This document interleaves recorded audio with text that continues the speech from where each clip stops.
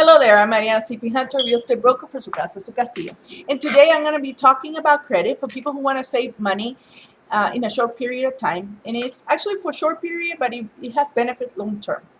Since I already have done this one in Spanish, I kind of thought that it would be important to know that it's not only for short term, but in the long term.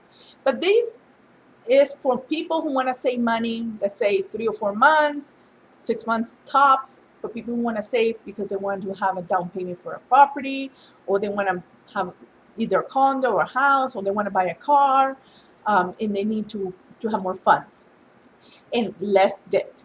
And so we're going to start. I'm going to start with the largest one, which is timeshares. It doesn't apply to everyone because not everyone has a timeshare, but basically timeshares is like condominiums, apartments, houses in usually tourist places or places where people vacation, and you use them once, one time, 1 week, one time a year, or 2 weeks, one time a year. And by you are responsible for maintaining the monthly payments every month. This will run you up to $20,000 that you could save, and really, I don't see no benefit to them. If you want to go on vacation, save your money, and you could go on vacation because you could have more control on the dates and times you have available. Because I see it all the time. People pay all the time, and something comes up, and then you didn't go in your week, and you're not able to go any other time because there are other people using it, and it's their turn, and so it's really not convenient. The second thing in what I see the most is storage. Storage take a lot of money, $150, $350. People pay exuberant amount for storage. The things that they cannot hold in their home, in the garage, they move into a storage. Really, my suggestion is go over the stuff you have in your storage and sell as much as you can. You really don't need a storage unless you should use a storage if you're gonna use it for 3 or 4 months tops. And that is for people who are waiting on a property to be done, or in transition, or moving in a state, and they need just to see where they're gonna move, and then they come for their things. But if you're just your way of life that you buy more and put it away, and we're bad in America about these things because we like more and more is always good. But in this case, more is also money spent, and this is where you can realize some savings. Try to store things in your property, in your home, and go over and see why this really a necessity. Our Christmas trees, if you celebrate those Christmas or holidays or whatever you celebrate, or your Halloween decorations or your New Year's decoration, whatever you have, or your sport gear, things that fit in your garage. But if you go over this and you start renting spaces for those items you hold, then you're going to be a victim of paying rent for your things. And it's really crazy. Like I said, don't do it. The other thing, and I haven't written down because there's so many things I would like to talk about, but I'm going to cover the ones I see the most and the ones that you could realize savings right away. Subscriptions are big because, believe it or not, $29 a month don't seem like a lot for most people, but you have 5 to 10 of these, and you'll see how much money you'll be spending. Things that you really do not need. We just want to have everything convenient, and really, you don't even end up using everything. Your subscriptions are every 30 days, and sometimes you don't even spend enough time home to use the things you order. Food for your dog, for your cat, coffee, wine, shoes. I mean, all kinds of gadgets that you could order and having a monthly subscription sent to you. Remember, it's convenient for the people who own the business, not really for you. If you really need to, and I'm not an advocate for it because that's another video for that, is how much people spend in Amazon, and it's a big problem nowadays. And it's only because people need to qualify for properties, and I have to assist them in this, is that I know so much about this. But basically, subscriptions, if you try to cut them 3 to 6 months, I told you, just to cover enough money to save money.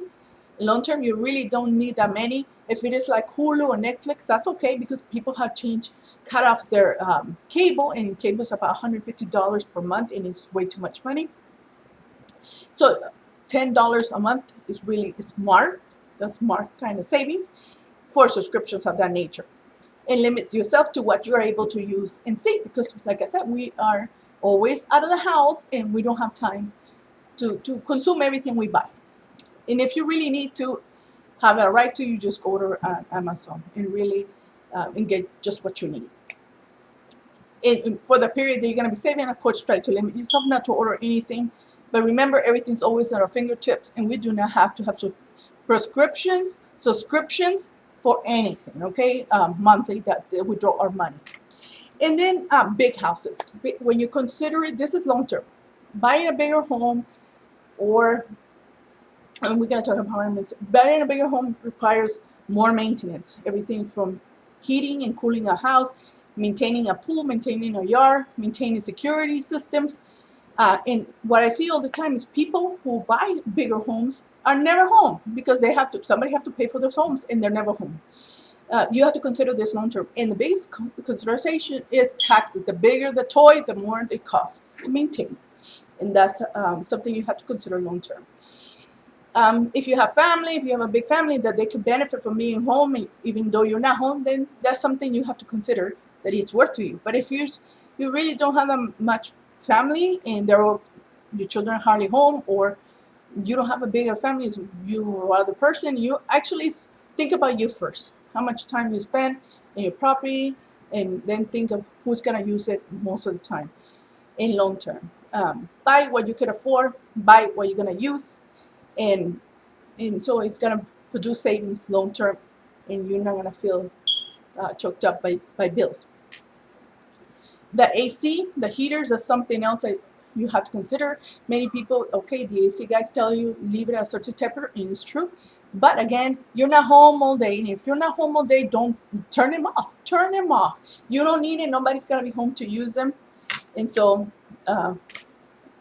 shut them off when you can, and that will produce some savings for you and your electrical bill and your heating bill.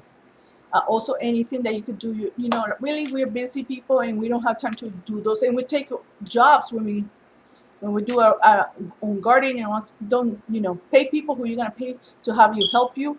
Really, if you make more money, it's just a waste of money for you to be doing stuff you could give it to others to do, and they'll benefit from you paying them, and you will benefit from them doing it, and you will get your rest and sleep, and you can go to work when you have to work because you're not tired from doing housework or such. That's another way of saving, because in the long term you make more money working than it is all you do, like DIYs that I love them too, but during the time when you're gonna be saving, you have to postpone all those things, and hobbies of that nature as well. Eating out is a big thing too. Americans, we love to eat all the time out, and I know how it feels to cut down, but you know what? If you do it once a week, and if you work a lot, you won't even notice it. But I know we justify that we're out all day, and therefore we deserve to eat whatever we want to eat because we work really hard. True. Try to cut it down one time a week for the time you want to save, and that's going to help you long term. I hope this has helped you. It's not long term. Some things are for the long term that you could consider. And that's the thing, before I forget, the apartments, if you move to a nicer place, it also comes with more fees. And that includes extras that the building puts up for you that you wouldn't have in a building that wouldn't be so luxurious. But that is something you have to consider. And again, how much are you going to use it, and how much time you're going to be home. I hope this has helped you to save some money for the short term and the long term as well. Till next time.